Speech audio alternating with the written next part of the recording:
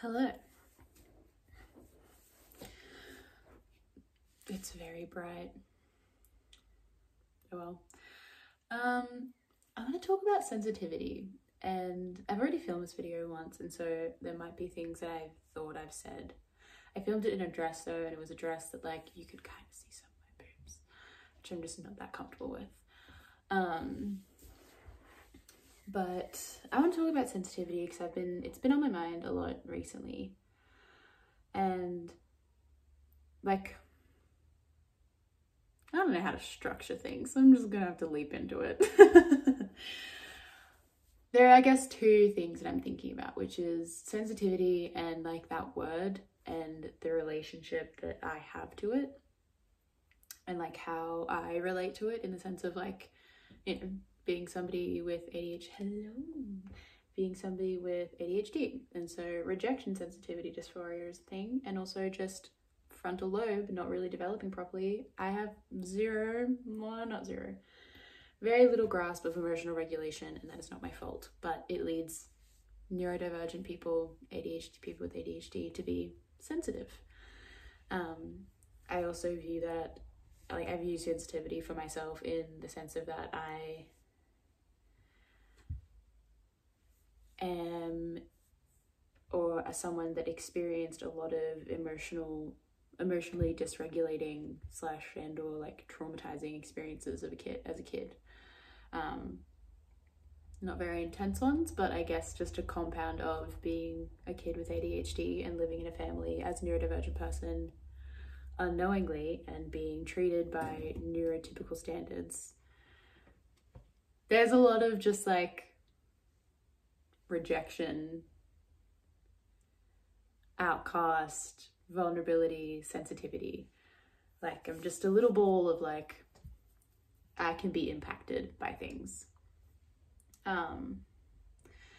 So there's like the very structured side, and then there's the part of me that's like, and also in astrology, I have Pluto in 4th house and Mars in 12th house and Moon in 1st house as my first placement, and Jupiter in Pisces in 7th house. Which again is just very like, you will feel. There's probably other things as well, but it's just, you will feel things. Hi, what are you doing? Oh no, those are books. Don't eat them. You can eat one book, but not those ones. Those are the books that you can't eat, bub. I'm so sorry. Those are the books you can't eat. I know. I need to go buy you a new toy today. You chewed through your thingy. Yeah. She's on a bit of a rampage because she's chewed through her little hay ball. And I usually fill that with goji berries and it keeps her entertained for a while, and she's like chewed through it. Anyway. Sensitivity.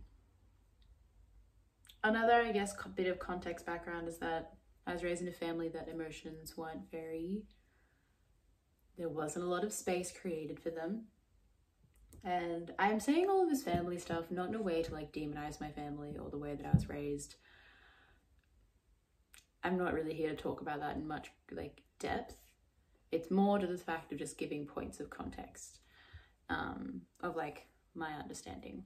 And maybe if you relate, that can give you a little bit of like a point of like, oh yeah, that's probably why I relate. Anyway, the only emotions that were ever like really embraced were like happiness and anger. Everything else was kind of just like dealt with in different and own ways, but not ever really like,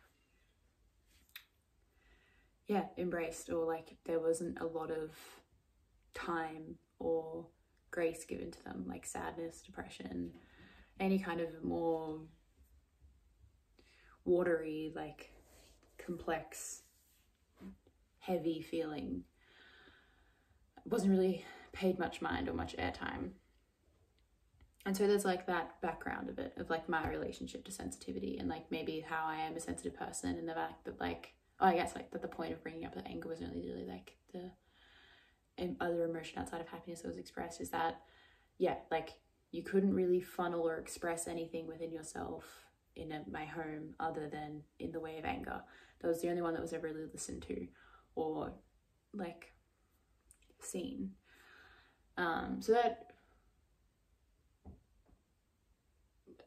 I grew up as a very confused child emotionally, and like I grew up as a person that understood to channel a lot of my reactions to difficult situations into anger. Anyway, as I grew up, I realized that like anger is a complex thing. I didn't obviously realize that at like the age of like 8, but I realized that anger isn't appropriate in all situations. And also, I didn't know that I was a sensitive person, but I knew that I was impacted by things very, very easily. I didn't really know that that meant sensitive, because I think for a majority of my life, and this is the second part that's been frustrating me a lot lately, majority of my life, I grew up with this understanding that sensitivity was this like construct, that society had this predetermined idea of what it was to be a sensitive person, especially to be a sensitive girl or a sensitive woman. It's like when you cry at like seeing a dog meet their owner after 3 years, or you're touched by like kind acts of strangers, and being a sensitive woman or a sensitive person is very much this like very soft, very feminine, delicate trait that garners you to be, you know, like sensitivity in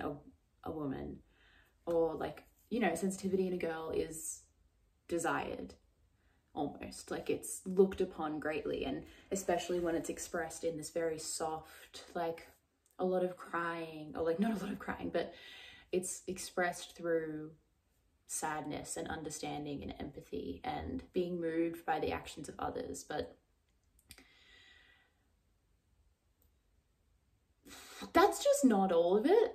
And like when you're a sensitive human being, sure, that's a part of it. But if you're sensitive, you're going to be impacted and moved by a lot more than just sadness. And I say that in the sense of like, it became an issue for me because I am moved by all the things I just said. I cry at the drop of a pin. Those are all true. I also laugh at like pretty much everything. Like my emotions are very easily impacted and swayed. But that also means that I get angry and I get offended and I take things personally. But it feels like, or at least my experiences is that any ego response, which is like anger or like, I don't know, feeling offended, any like emotionally like egoic response or sensitivity that you might have as a human being, as a woman, as soon as you show those things, as soon as you show like maybe like anger through a sense of injustice, or anger at being offended, or just anger in general, confusion, mistrust, as soon as your emotions start to take up more space than just like the quiet, soft weeping, you're no longer like a sensitive person, you're dramatic. And you're over dramatic. And like, you're too much. And I guess that's the thing that's the second part that's just been like angering me a lot lately, because I have a lot of internalized stuff centering around that's like bleeding into things I'm experiencing like in my life right now. And I guess a third component is, overarchingly, I'm mad that I even have to go through this, you know? Like, I'm not mad that I'm a sensitive person, but I'm mad that there is just fucking annoying, shitty little structures that I have to then go back and reparent myself. I'm just pissed off about it. I'm pissed off about being traumatized, and I'm trying not to funnel that into myself, and I'm trying to just work through it, because I know it's no individual's fault, but I'm just annoyed. I'm annoyed. I'm annoyed by it all. And I guess I used to be someone that would channel that annoyance at myself, and admittedly some of it still was. Like, a large part of it last night was channeled towards myself, just a lot of exhaustion over still not being a sensitive person, but exhaustion over, oh no, if I try and explain it, it's just like a loop after a loop after a loop after a loop. I'm going into that thought no deeper, otherwise it just gets confusing and convoluted even for me. But yeah, So relationship to sensitivity and delving into sensitivity and the many facets of that. Like, I've always been a sensitive person. I've always been easily impacted by things. But like I said, my only known, taught, and experienced expression of emotion when I was little was happiness or anger.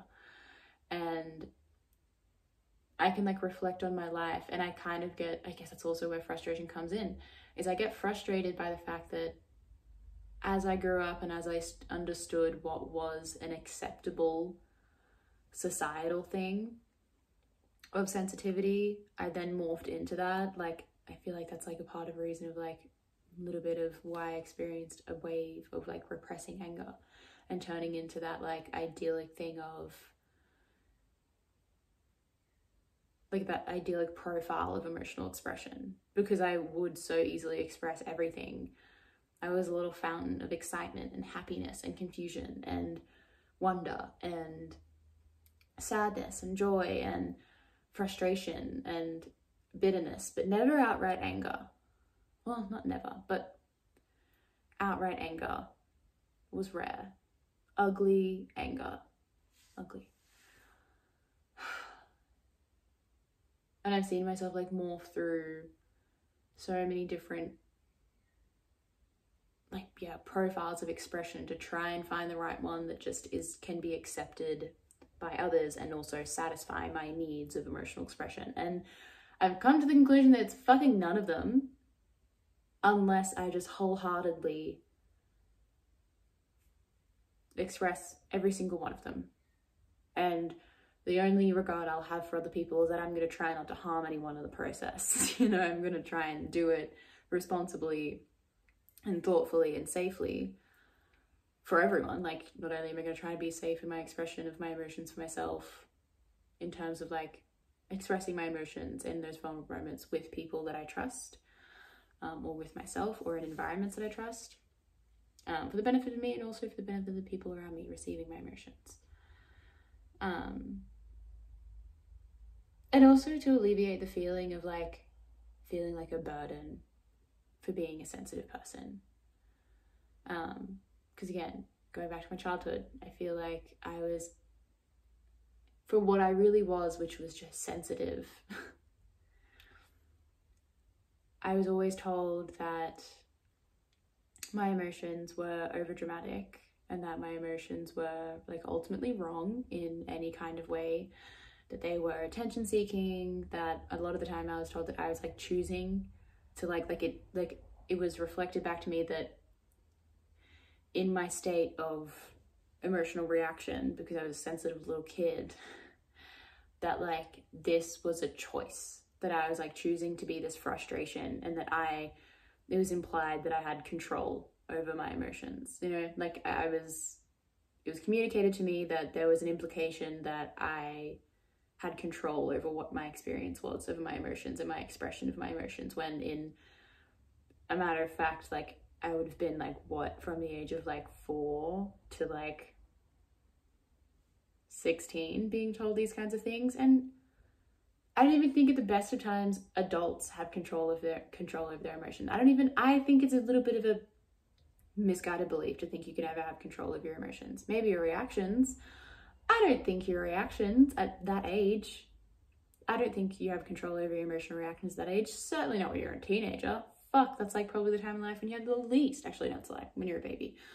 But do you know what I mean? Like, I was fed a lot of things to believe a lot of things about the way that I was, and to believe that my emotions were a burden and that I was overdramatic, and that ultimately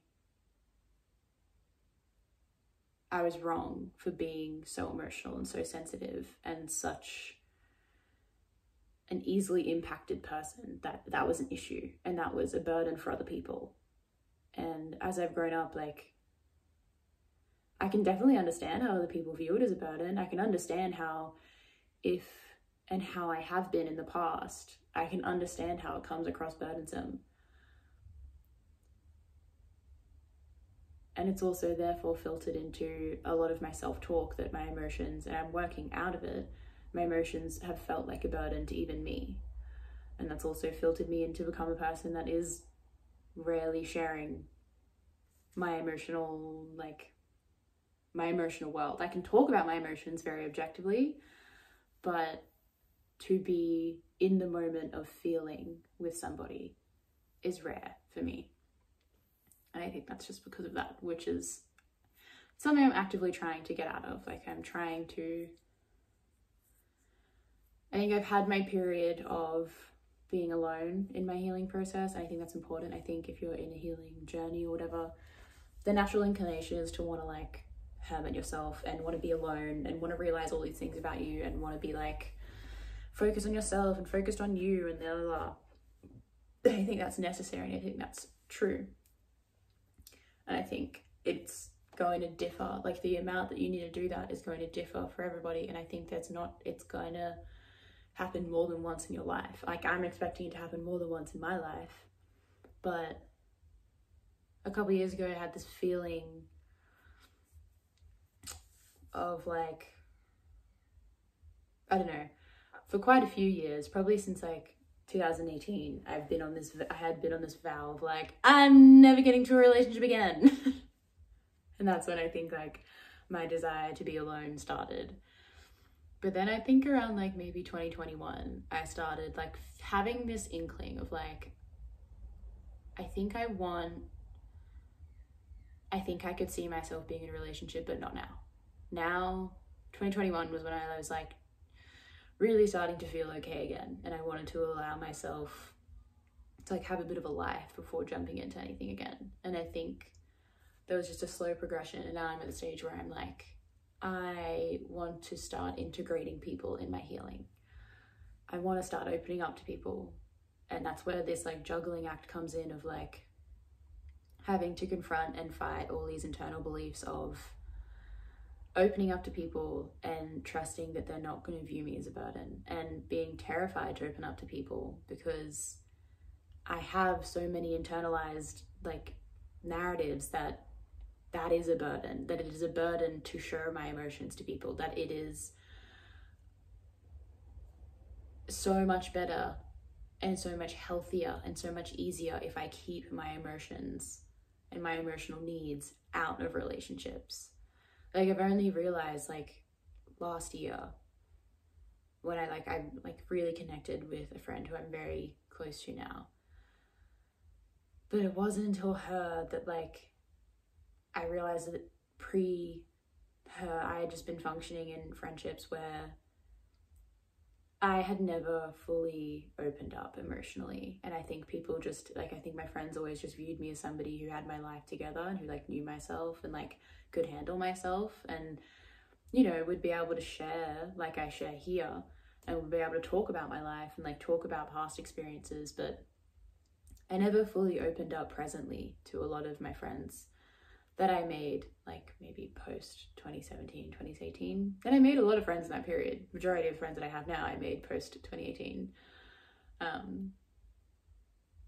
But yeah, like I realized that like last year, and then it kind of clicked on that I was like, fuck, all right, like I want to involve people in my healing. I think my first step was that friend that I really got close to last year. And through that, I've then deepened other friendships that I had prior. And now I'm like coming to this junction of like really needing to open up and like really needing to not only just like open up to people about how I'm feeling, but then try to incorporate people into my healing. Like not just reaching out and telling people that I'm struggling and that I need space, but reaching out and telling people that I'm struggling and that I might need something from them and that I might need them to hold space for a part of me that for 24 years I've believed and I've struggled to hold space for. And that's scary. I know that like right now, like in the past like maybe 2-3 years, I've become very comfortable with holding space for myself. I've never been perfect. I don't do it well every single time. I still catch myself in cycles of, you know, like knowing there's something I probably need to address and then going on my phone for 3 days to numb out whatever I need to address. Still do that. I am not always perfect, but I know and I trust that deep within myself that like when I'm ready and when the time comes, I know that I can see myself through anything, and I trust myself to always be there, because I need to. You need to. Like, you're the one person that can never leave you in your life ever. And that's terrifying, but also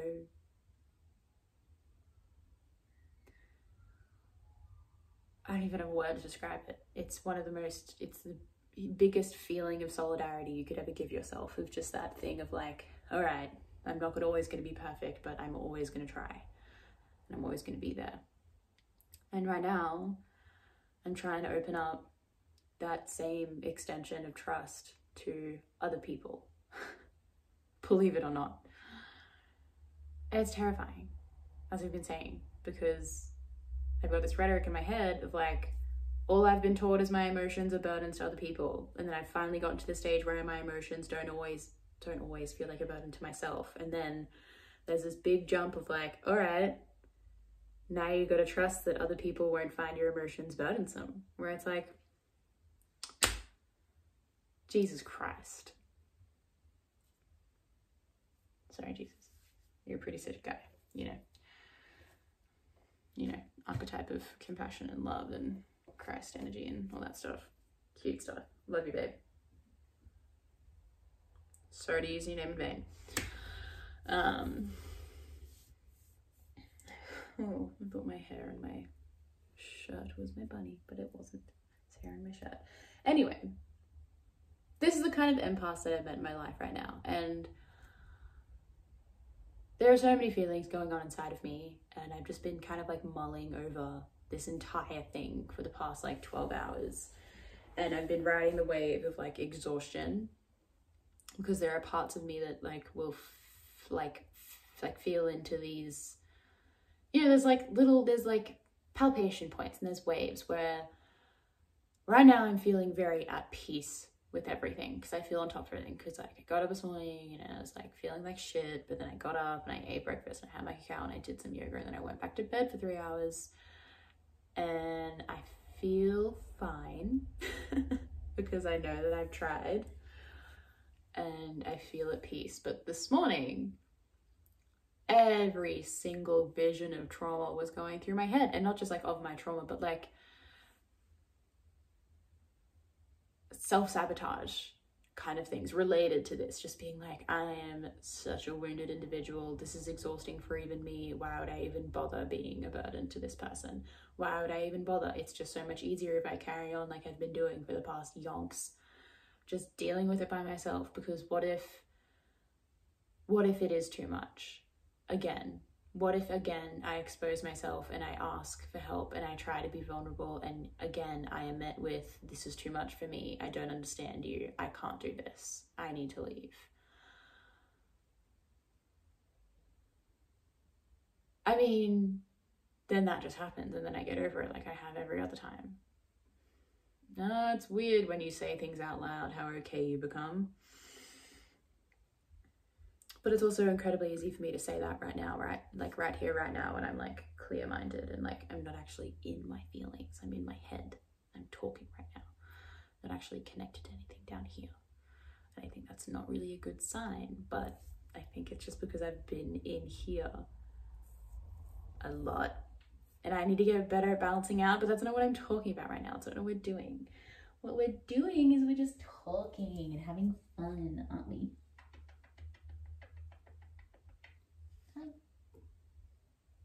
Yes. Amazing. Great input. Yes. Yes. You are so right. You are so right. Miss Chatterteeth. Miss Chatterteeth. You are so right. It's really cute. And I'm going off topic, but she's been running up to me and just being like, give me pats! And then she'll just run away. It's beautiful. Like this morning, she was like sitting, I don't know, she's just been very interactive lately. Just quick little bunny intermission. Anyway, that's just me diverting from the subject of emotions. Yeah, I guess now that I've brought it up, And now that I'm noting it and I'm aware that I'm not very connected to my heart right now, I should probably address that. Because I tend to flip-flop into just that whole like heart, I'm feeling my emotions, I'm feeling my emotions, I'm feeling my emotions, I'm feeling my emotions, I'm releasing my emotions, I'm releasing my emotions, I'm releasing my emotions, but and then I get so exhausted. Like this morning, I was like, as I was saying, I was in bed and I was just like flipping through everything and like feeling, I had just woken up from like an 8-hour, 9-hour sleep, right? And these things and these feelings were coming into me, and I was just like going through these waves of just like fear, like incredible fear and what's the word? Exhaustion, that like I would be feeling things and my eyes would be like fluttering shut and I'd be like, this is too much, I need to go back to bed. So I like drive myself to the point of exhaustion, and then I come out of it and then I'm trying to just like function as a human being, and I'm like, radio, let's just get to it, babes. Dust it off. Do some yoga. I did yoga before I went to bed for 3 hours, but you know what I mean? Anyway, after I finish filming this, I should probably like find balance, because it's not great. I'm gonna get just as polarizingly tired if I stay up here. Maybe I should go for a walk. Anyway, I'm trying and I'm doing well, but I'm pissed off that I have all of these conflicted feelings and insecurities and misinformation and confusion about my identity around the concept of sensitivity. And like, I feel slighted by my younger self, who was just like a sensitive little kid who got raised in a dysfunctional and dysregulated environment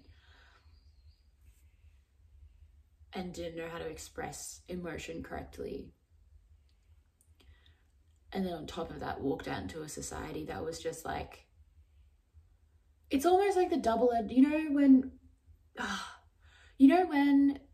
for like with mental illness, you know what, like you can be a depressed person, but society has an idea of depression, which is like you're sad and you're crying and you're sitting in bed and you're unable to do anything. And if you have depression that presents in any other different way, society's like, what do you mean? You're not depressed. You're not doing a thing that everyone knows depression is. So you're not depressed. And like, or like if you try to explain, like I've been in the depths of a mental health cocktail before in my life, and I might go back there again. I have no idea. I have no idea what's in front of me, but right now I'm not.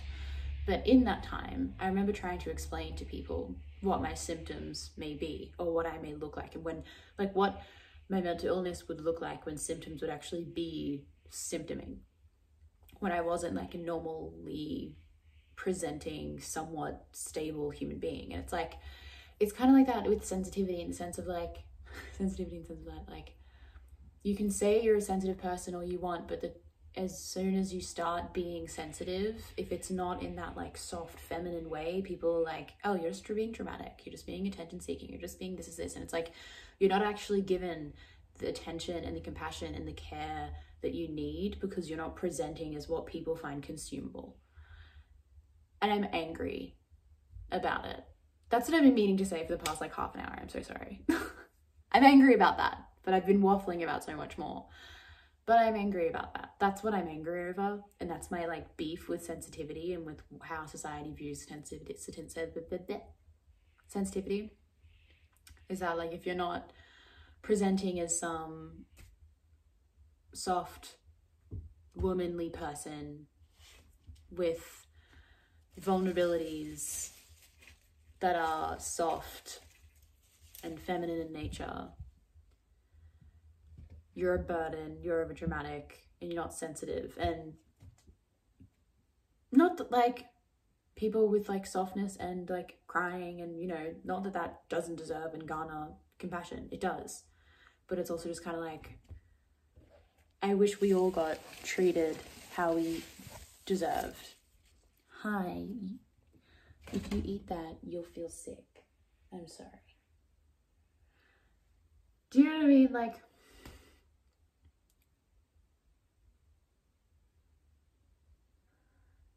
I just wish everyone could be a little bit more understanding of the complexities of human nature. And that like being a sensitive person means you're a sensitive person. And I wish people could realize that it's not just hard to witness emotion, it's hard to feel it too. And I think we all just need to be a little bit more accepting of each other and accepting of ourselves in turn. And it pains me that that just doesn't happen. Pains me that that's like a thing that isn't educated and pushed, and like, you know, it is more so nowadays, but like I feel annoyed for the little me that grew up in the world that she did. Because I guess a part of me is just like, this would have all have been preventable if your childhood was better. And I don't know, maybe it wouldn't have. Maybe life would have just found other ways to like give me the karma that I now have to work through. I have no idea. All I know is that I'm trying to do my best. I think I am doing pretty great. And if you relate to anything, I hope you're finding safety within yourself and others as well. And if you can only find safety in yourself right now, that's okay. I still am finding safety in myself predominantly. I'm trying to learn, I'm trying to expand, but I'm also trying to understand that it's going to take time, and it'll take you time too, and that's okay. Whatever you can do for yourself, as long as it's underpinned by understanding yourself to like the deepest and most compassionate extent that you can, and guided by love, I think you'll be okay. I hope you're doing well. I hope the Pisces new moon is lighting up helpful discoveries of your emotions like it is for me right now. Oh, sensitivity. How did that only just click? And I say I'm interested in astrology. Silly. Okay. How could I be so daft? Anyway, hope the Pisces new moon helps you understand. It might not be sensitivity, it might be other things related to Pisces. Maybe you're like awakening to some super psychic gifts. Dunno. Maybe you're having some whack dreams. Dunno. But I hope that it brings you something comforting and worthwhile to your life. Yeah, that's about it. Also, I feel the need, I don't know if I've ever said this in a video, but if you ever need to understand moons and like maybe how they affect your life, one big thing is like a birth chart to see where it's like hitting you. It's not hitting you, but the different phases of the moon, I like to think of them as when there's a new moon, it's like completely dark. And so the thing that is prompted to shine is something within you. Something within you is shining out to fill like the darkness. And it's something usually that maybe you're prompted to think about and ruminate on, not ruminate, but like, you know, like I'm doing now with sensitivity. You're like prompted to like be a bit more assertive, or you know, you bring it forward yourself. You bring forward the realizations and you bring forth the life yourself, because it's a new moon allowing you to shine.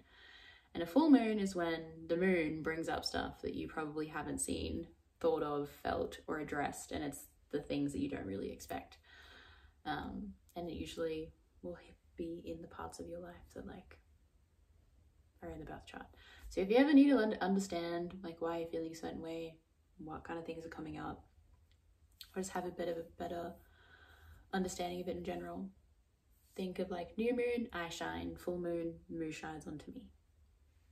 I don't know if that makes any sense. It makes sense to me. That's how I've always understood it. And then birth charts, because I love them. Birth charts are amazing. I hope you're doing well. I've already said this. Pisces new moon. Have a great time. Go easy on yourself. you're probably going to be feeling a lot. They're important feelings, listen to them all. And really allow yourself to trust the things that are coming up. Like, trust whatever direction your emotions are taking you in, because it is, whether you like it or not, it is where your emotions need to be going and where you need to be focusing on. And trust yourself, trust your intuition, trust your inner knowing, and you'll be great. I'm gonna go stare at my bunny and probably make myself some lunch. Okay, bye.